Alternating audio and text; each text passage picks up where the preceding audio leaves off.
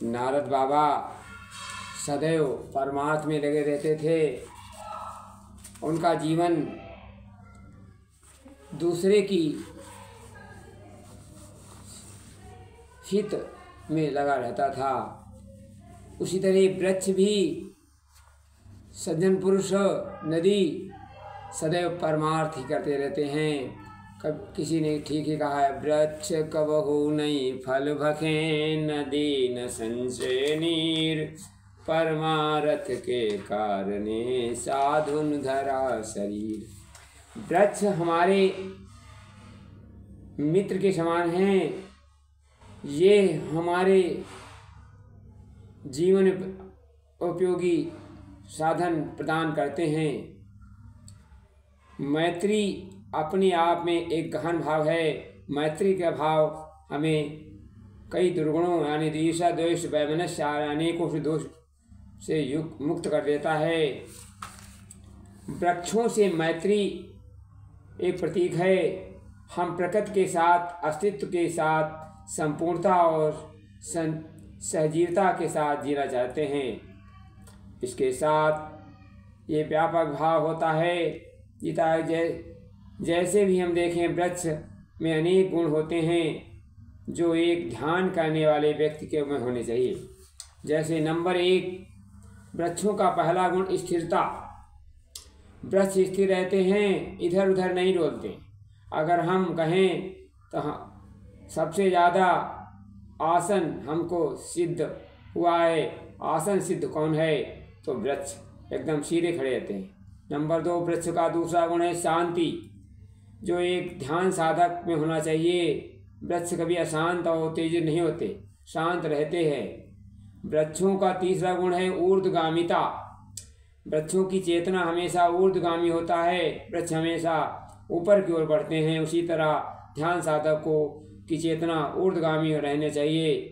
जिसकी चेतना निम्नगामी हुई वो अधोगामी व्यक्ति कभी ध्यान नहीं कर सकता। मित्रों, वृक्ष का चौथा गुण है प्रकाश को धारण करना। वृक्ष हमारे वृक्ष क्या खाते हैं? वृक्ष सूर्य के प्रकाश को ग्रहण करते हैं और भोजन तैयार करते हैं। मित्रों, वृक्ष का अगला गुण है प्रसन्नता। वो अपनी प्रसन्नता झूम करके एक अद्भुत नृत्य का अभिव्यक्त करते हैं। हमें ध्यान साधक को चाहिए, ध्यान का साधक अहोभाव है और महाभाव प्रकट करे और चेतना परिष्कृत होती है, शुद्ध होती है और प्रसन्नता प्रकट करना चाहिए। वृक्षों का छठा गुण है शीतल छाया, पूर्ण उदार पूर्णता।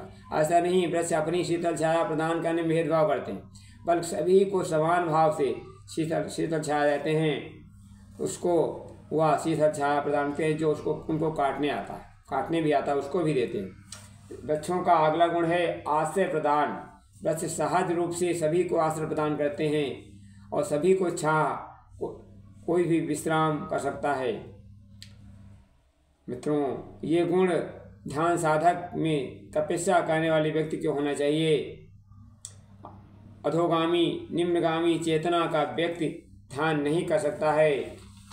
मित्रों, वृक्षों में मैत्री बड़ी अद्भुत होती है क्योंकि सब वृक्ष सभी से मैत्री करते हैं। अगर हम कहें एक महान साधक कौन है, तो वृक्ष एक साधक अगर किसी तरह सीख सकता है तो वृक्षों से सीख सकता है। आज वृक्षों से मित्रता खो जाने के कारण जीवन पर संकट छाया हुआ है। कहते हैं पीपल वृक्ष की छांव में नीचे, पीपल के नीचे ध्यान सबसे प्रगाढ़ होता है। कई साधक तो अनुभव हैं, पीपल के किसी रूप में आसपास साधना जल्दी सिद्ध होती है। विजय कृष्ण गोस्वामी ने अपने शिष्यों को सिखाते हुए कहा, पीपल नहीं तो क्या, कोई बात नहीं, पीपल का एक पत्ता अपने हाथ में ले लें और गोद में रख लें, ध्यान करें, ध्यान जल्दी लगता है। भगवान बुद्ध की साधना पीपल वृक्ष के नीचे प्राप्त हुई थी। साधुओं, संतों, भक्तों, ध्यानियों को, ध्यान सिद्धों को वृक्ष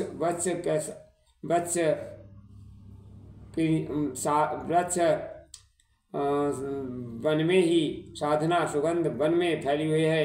वृक्षों में मैत्री भाव होना चाहिए। वृक्षों का मैत्री भाव ध्यान उन्नत प्रतीक होता है।